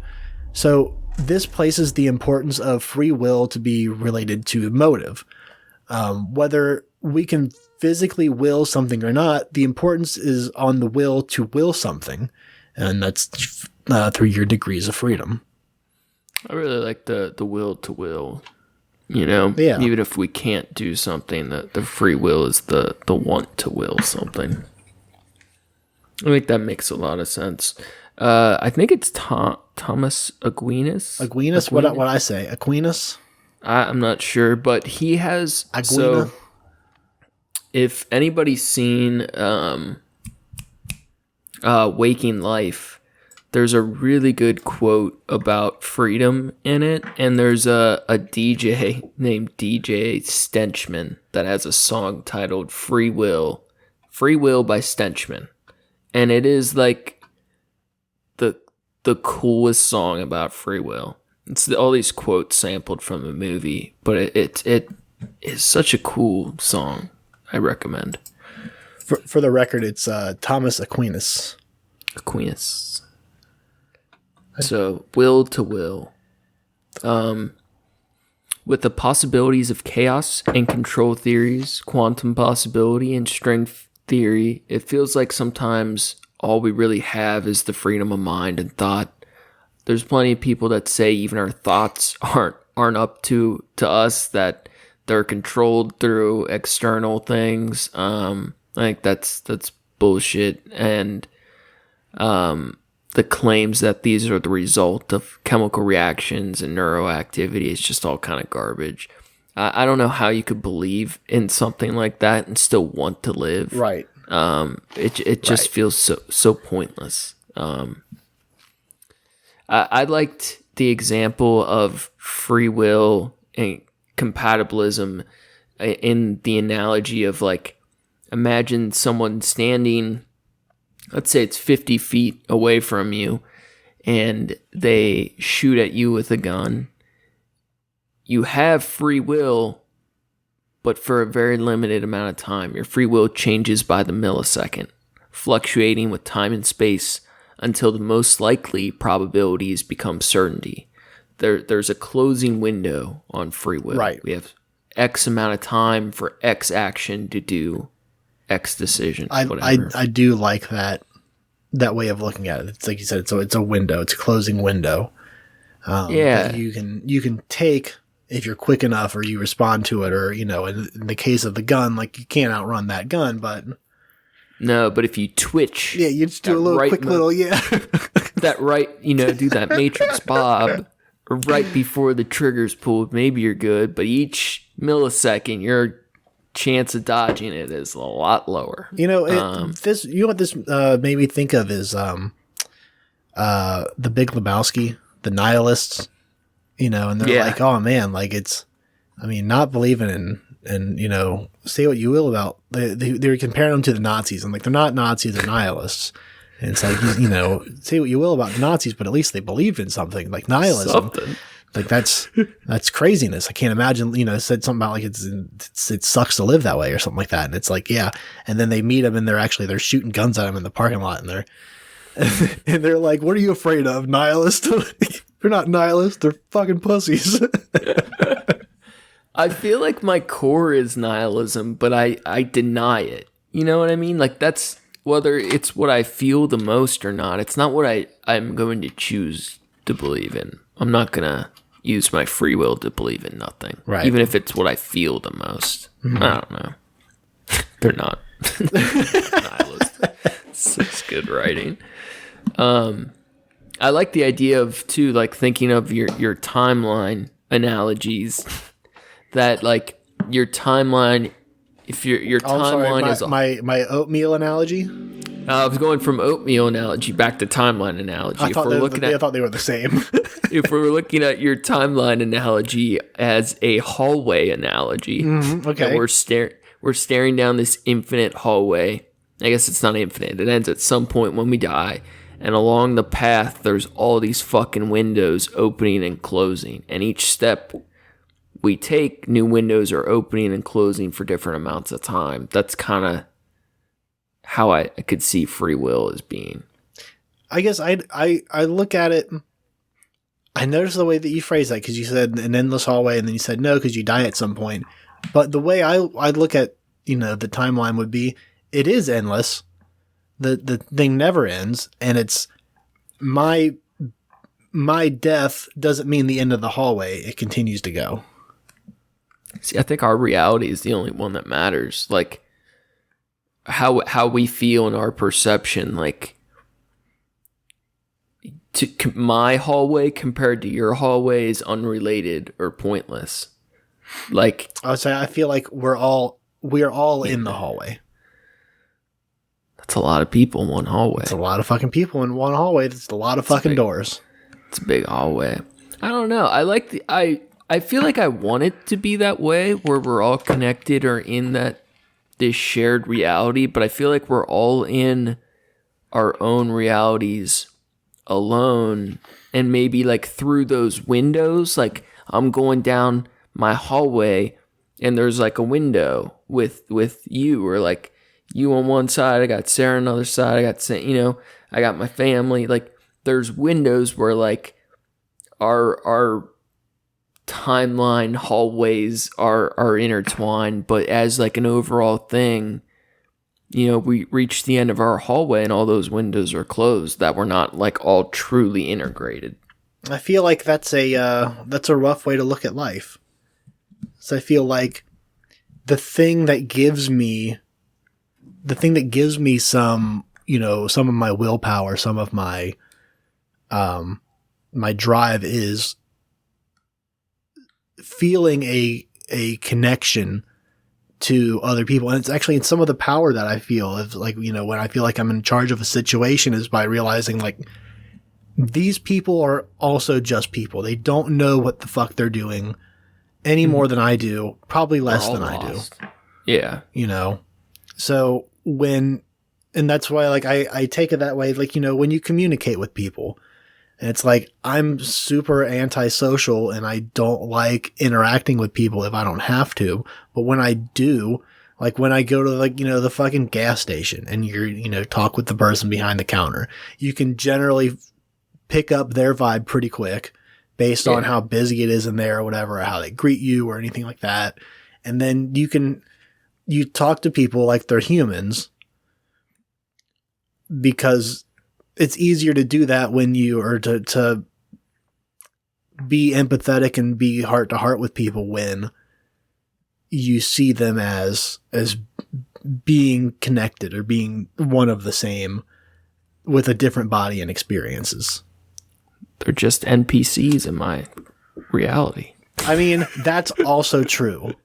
I know, but I 100% get what you're saying, but I don't know. There's something like, I feel like when we're at the end of my hallway, or like just when we die, that no one can be there with us all the time. I feel like our experience really is like a battle within ourselves, and is like, as much as I want to be like truly connected to people, there's like, it's like maybe our hallways are like right next to the people we love, but there's still there's always like a gap. Like we can't totally be one with the people we love. As disappointing as if that often feels for me, I feel like we enter and leave the world alone.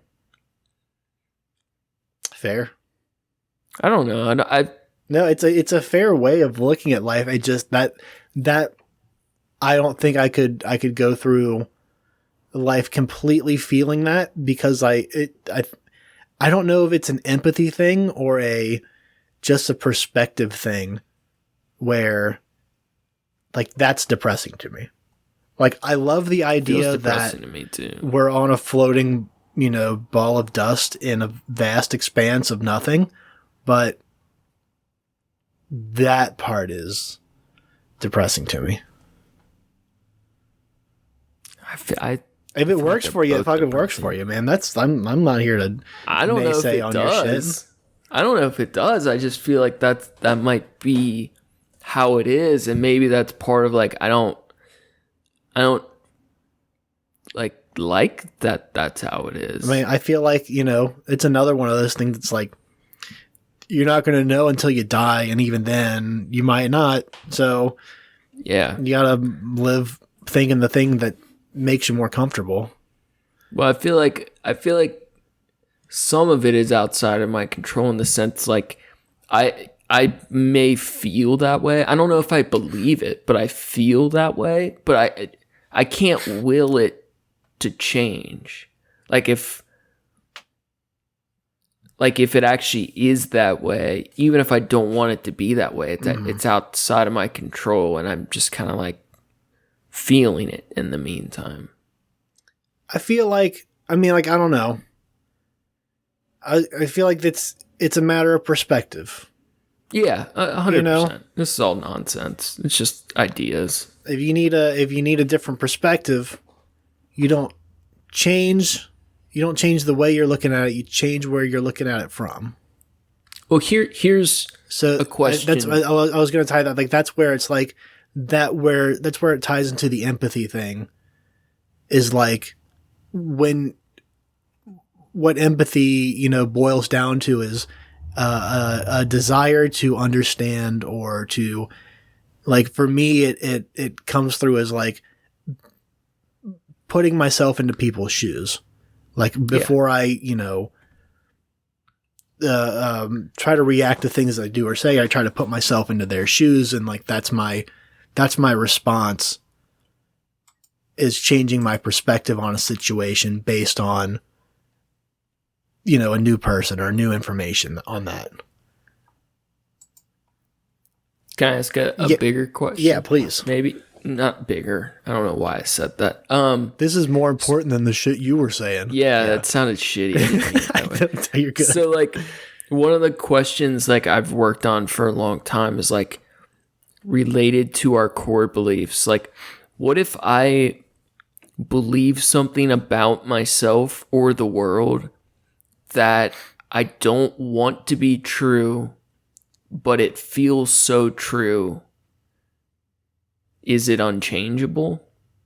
Like if I believe, I'd like to just before you go with them any more details, refer to our the simulation theory episode. Sure.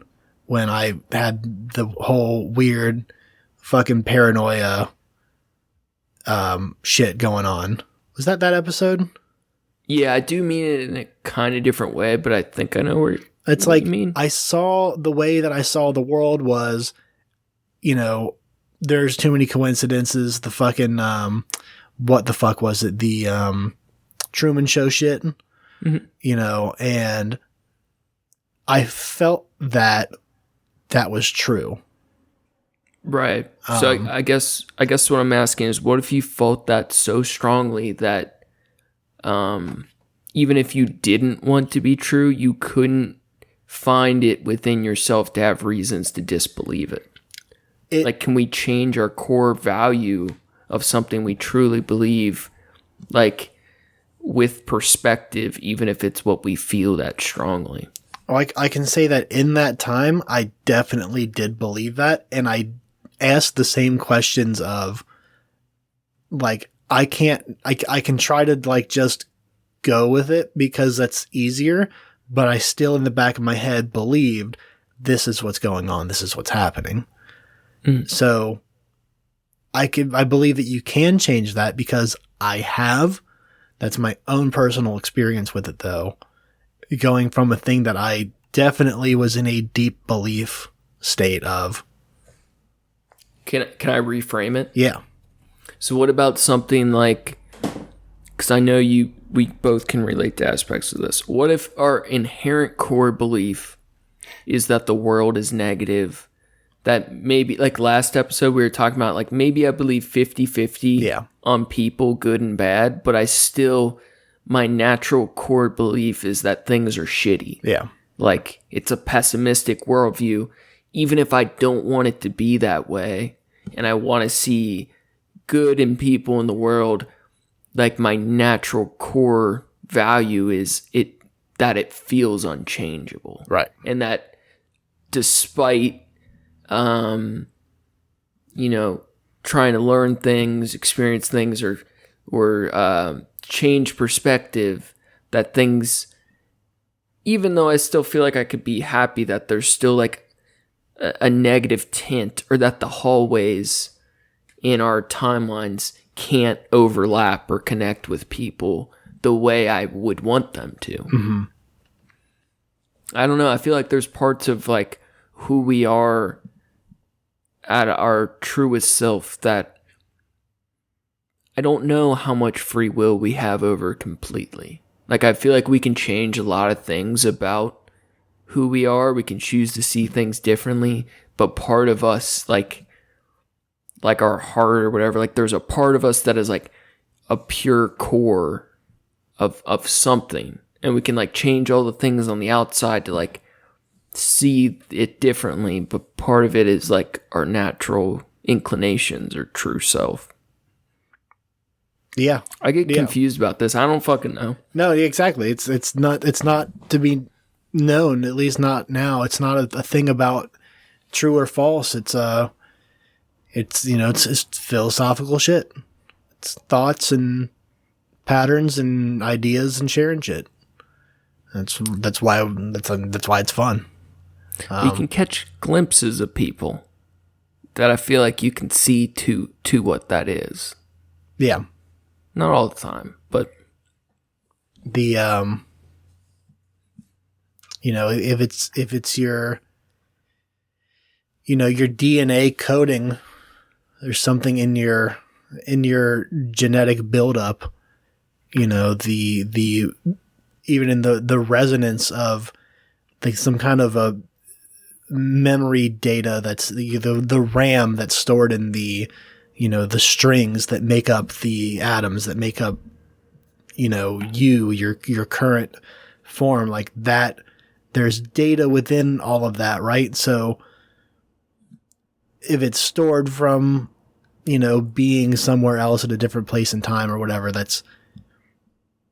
it's there, it's with you, but it's transplantable. I don't know where I was going with that, but it's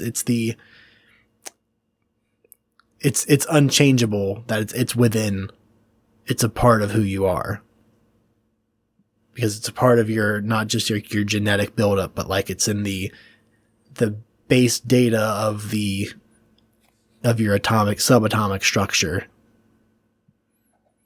I can see that being a thing. It's part of you, and you cannot change it. I feel like that was very close to saying soul. Yeah. Yeah. I don't know if I believe it or not, but it's a comparable idea very much. Like I said, man, I like the idea of souls being just different vibrations. It's a unique signature, like not like vibrations, but it's frequencies. It's different, or at least being able to be measured by. I think it's a cool idea to think of that, of it being a measure of, if you're going to look at what a soul is, if it's a thing, then it can be measured of some type, and like how do you measure it? And like if it's vibrating, then how does it resonate? And does it resonate with all of the particles that make you? And if that's true, then all of the particles that make you, is there stored data from there that used to be carbon, or used to be something that used to be a part of some other person or a plant or a star or whatever the fuck it was. So I guess where I get lost on it is like, what if I want to believe that? Like I really like that idea. I do. That's beautiful. Yeah, I do. But what if when I hear it, it doesn't resonate? Like where I can't feel that ever being a possibility. That's where I get like stuck. For me, like I that's why souls, free will, like where we are in life, in the world, with the point of, like it's like a very it's been a very like confusing obsession, I feel like, because I want to believe things I can't feel a lot of the time. Well, I think that's how I got on to that, was like, if you, despite liking the idea, you can't, or despite liking the idea and also wanting to subscribe to it, you feel that you can't, maybe that's a thing that's boiled down into your own, genetic buildup, and that's something that you can't control. But if it's, you gotta find a different vibration. I don't know. Like, I feel like I'm trying to think of an example of something that I feel that way, that I can use, but I don't know. If you don't believe it, then whatever. It's a cool idea. It's like, it's not something that I think of all the time, and I think like, oh, this is real. It's just something I think that, like, this is a cool idea and it's fun to talk about. Yeah, I just think a lot of people, whether it's like a shitty religion or some crazy Wiccan beliefs or some hippie soul afterlife shit, like they have these ideas, whether they fully believe in them or not. And for some people, it's definitely science, but it offers them like a general sense of direction and like comfort when dealing with those things. Whereas like I find myself like more like banging my head against the wall. You know what I mean? Where it's like, I just can't, those directions don't feel right, And it's part of that's the, like the God of the gaps thing. It's where as we come into more information and we know more than we used to, we understand things that we used to think had, the holy touch, or like it had a heavenly effect. It was beyond our understanding and always will be. But then we found out, like, oh, this is just some normal shit that we can control and understand. And, I think the idea of that is, I think it's fine to think of the idea of the afterlife in a more religious sense of things. I think it's fine to think of, the soul and our, free will and stuff, and the idea of outside of science, because there is not science on that. It's not, there's no data, there's no thing, and it comes to a certain point where, unless, we find, Einstein's blueprints to God, or, God's blueprints or whatever, the theory of everything and understanding the way everything works. And even then, how long is it until we actually find this information that it's fine to think about. Or if we can. I don't know if we can. Yeah. I think it's fine to think about those things in a fantastical way. Or at least in a way that's like you find comfort in. When it comes to a thing like, oh, when the world was created, or who is the savior who made the rules, that's not a thing that I think is fair and okay to believe in. Just, haphazardly and find comfort in that when we know it to not be true. Well, I think, correct me if you want to change directions. I think, I think for one, I'm going to be leaving this episode way more confused than I was. But I do kind of feel like where I don't know if we can change some of those core things. I think I see the comparison to how I feel about free will in the sense like, I don't know if it's true, but I'm going to choose for it to be. Despite our physical realities, I'm going to choose to be as free as I can. Or we're as free as we choose to be, kind of thing. Agreed. I do agree with that. Freebird, baby. Despite everything, you're as free as you choose to be. Yeah. Is there anything you want to go into? No, let's go ahead and let's get on to Sir Frankel. I like this a lot. This is Air Frankel. Air Frankel. I actually was going through a really shitty time and I had a court-ordered therapist give me this book. And it's so cheesy. It's so cheesy that she would give me this. Is it Who Moved My Cheese? It was Man's Search for Meaning. So on the nose, so ridiculous. But I ended up liking this guy quite a bit. So going to wrap up with a little bit from Viktor Frankl. So we wanted to wrap up with one of my favorite psychologists and philosophers, Viktor Frankl.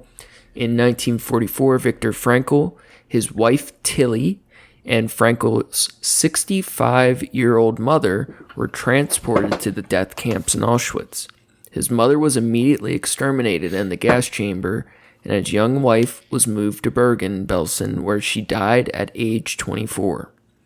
In 1945, suffering from typhoid fever, Victor was finally freed when U.S. forces liberated the camp on April 27th. It wasn't until August of the same year, on returning to Vienna, that he found out that his wife, his mother, and his brother, who were all murdered at Auschwitz. Jesus. So fucking brutal. This dude's stories, it's crazy. It's fucking it's so wild. Sorry, I had to sit on that for a minute. It's a quote from him. It says, everything can be taken from a man but one thing, the last of the human freedoms, to choose one's attitude in any given set of circumstances, to choose one's own way. Through these experiences, Viktor Frankl developed his theories on logotherapy, otherwise known as the Third Viennese School of Psychology. And I will say, I don't agree with a lot of the logotherapy stuff he wrote, but his story was so fucking empowering. And I really like the idea that even if it's something's contrary to what we feel is true, that we still have the idea of choosing to believe something else or choosing to believe in another attitude about something. Logotherapy is a quest to unlock the will to the meaning in life. It is a search to find purpose in the chaotic circumstances of this world. While confined in death camps of Nazi Germany, Frankl noticed that those around him who did not lose their sense of purpose and meaning were able to survive much longer than those who had lost hope. Mm-hmm. From these thoughts, he wrote his famous book, Man's Search for Meaning. Frankl recognized the importance of our power to choose. More specifically, he understood how free we are to choose our own attitudes about our lives. Considering all the things he had undergone in his life, this quote is a phenomenal example of his point. Even though we are all subject to circumstances in our lives, we are free to choose. to choose the way we think about those circumstances, to choose also how we will respond to them. Few of us will undergo the horrors that Victor experienced in the death camps, yet in the midst of that situation, he realized that his true freedom was the power to choose his attitude. In fact, he said that though the Nazis could take everything from him, they could not take away this, his power to choose his response to them. I feel very strongly about that. I do too.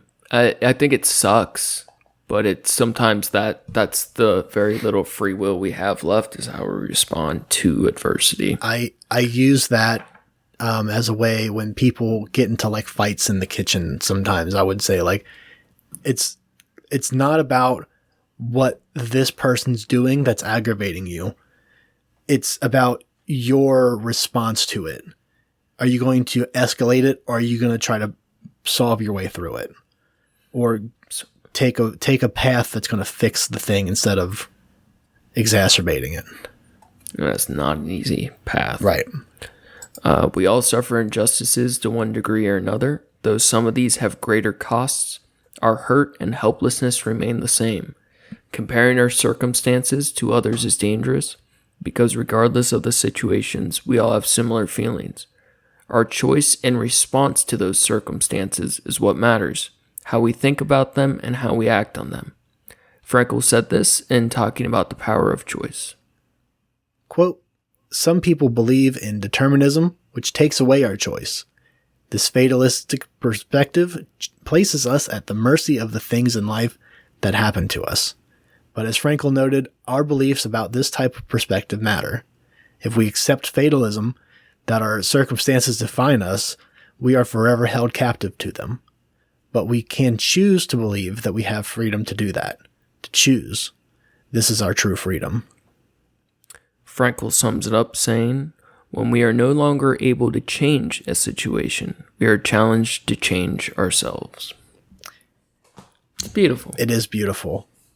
I think if nothing else, you should definitely take away from this that neither one of us know what we're talking about, but we definitely have fun talking about it. And I think this episode, I feel like this conversation that we've had it's exactly the thing that made us want to start doing a podcast, because there was definitely a point, and I've noticed it in some of the episodes that I feel like were stronger, that I feel like I at some point I forgot that we were recording. Definitely. And that's, just good conversation and wanting to understand, to reach out and understand, the way of other perspectives and to talk about heavier topics and stuff. Yeah, like I don't know if this one, honestly, I could see this one sounding like trash, but what I took away recording it with you was more meaningful. Oh, you know I definitely don't think it's going to sound like trash. I think this was a fun discussion. I learned a lot about different perspectives, namely yours and some other people's. But it's the freedom that it's the thing that made us feel free enough to publish it, to start doing that. Yeah, fuck it. That was our free will. We're as free as we want to be. Goddamn right. Even in the worst of times. Oh fuck, man, I'm tired. Yep. It's hurt my big wrinkly brain. Yep. Just grew so many more wrinkles. Yeah, I think that's probably good enough for today. Yeah, it was fun, man. So thanks again for listening, everybody. Thank you to Approaching Human. If you sat through this whole episode and you enjoyed it and digged it, email us, because we're not sure about it. Steven's having second guesses and stuff, and I say it's a good episode. This is a good chance to reach out to us on trashcast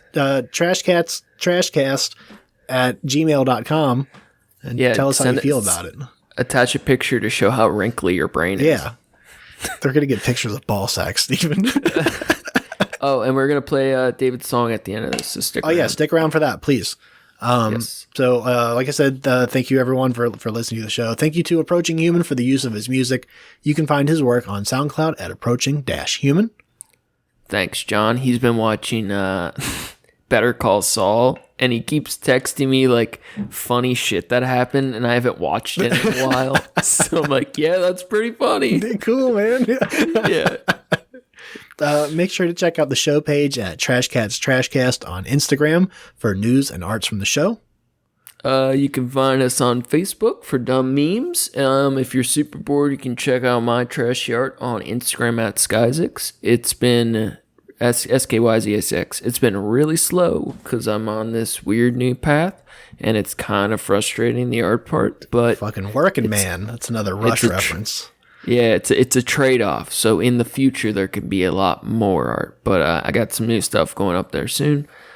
Special thank you to Miles. Miles's art, Miles_art, and our homie David Blake at David_Blake_music. Fuck yeah, David.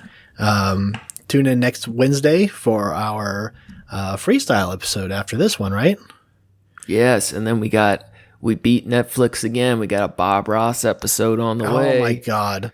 They're riding so our excited. fucking coattails. I'm gonna find someone in charge and I'm suing the shit out of them. It is crazy though. Like we have 40 episodes. It's happened at least 4 times. So like 10% of the time we announce an episode, and within a week there's a documentary. Netflix for sure has a wiretap into our planning processes. It's the CIA Netflix. Yeah, CIA Netflix, Big Brother Netflix. That's gonna be all for us today. Stay classy, eat trashy. Go fast, eat trash. And now, Ordinary People by our homie, David Blake. Fucking love you, David.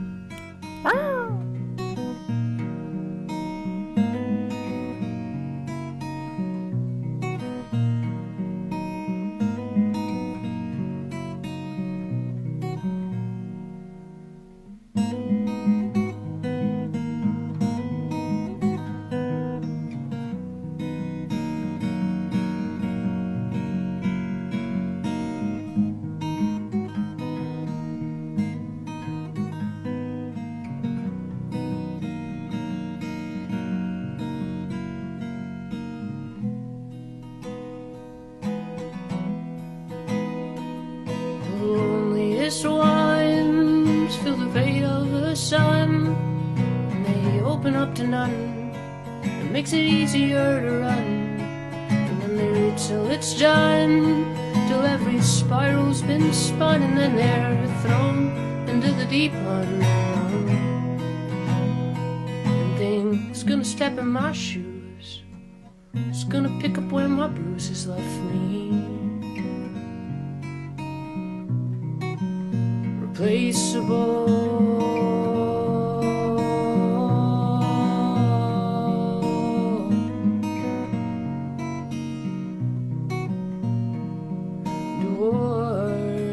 Ordinary people belong in a world the extraordinary young.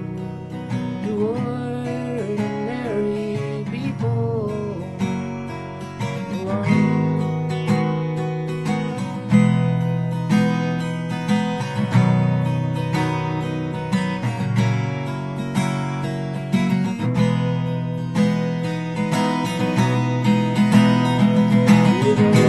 This one feels the fate of a run, being hidden in none.